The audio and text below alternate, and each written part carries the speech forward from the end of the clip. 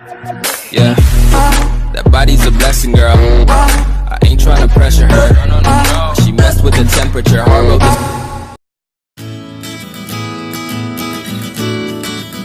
For the 2019 model year, Mini is revealing a huge number of updates to its present 2 and 4 entryway hardtop models and the convertible. It's an exceptionally unassuming amendment in many regards. From the front, the main genuine changes to the headlights.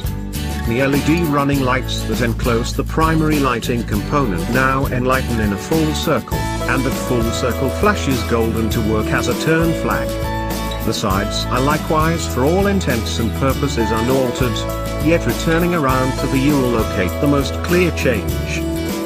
Never again are the taillights basic adjusted rectangles with hovers inside. Presently the lighting components are completely LED and in the State of the Union Jack, the British banner.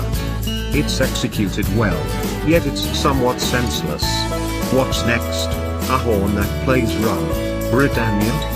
How about annexing the initials HMS in front of the Cooper name? We kid. However, we do stress a little over Mini concentrating excessively on kitschy British references.